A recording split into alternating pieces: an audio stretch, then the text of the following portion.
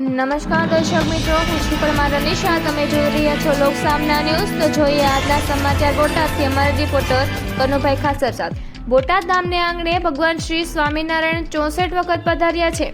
એવી પ્રસાદી ભૂધરતીને આંગણે કે જ્યાં સંકલ્પ સિદ્ધ મહાપ્રતાપી ચરણા અરવિંદ 175 વર્ષ પૂર્ણ થયા હોવાથી બોટાદની ધરતી પણ આગામી 25 ડિસેમ્બર 2025 થી 31 ડિસેમ્બર 2025 સુધી બહુ જ મોટા ફલક પર શતાબ્દિ મહોત્સવ શ્રી સ્વામિનારાયણ ગુરુકુલની બાજુમાં ગઢડા રોડ બોટાદ ખાતે આયોજન કરેલ છે.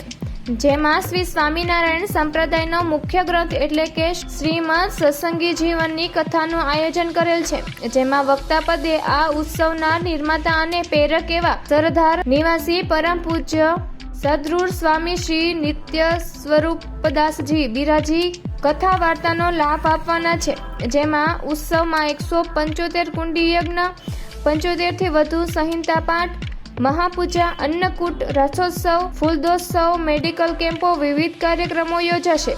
તો આ પ્રસંગે શ્રી સ્વામિનારાયણ મુખ્ય મંદિર નાગલ પર દરવાજા બોટાદ વતી સાધુ રંગદાસજી તથા સાધુ ગુણસાગરજી દ્વારા સૌ ધર્મપ્રેમી જનતા હરિભક્તોને પધારવા ભાવભર્યું નિમંત્રણ પાઠવવામાં આવે છે.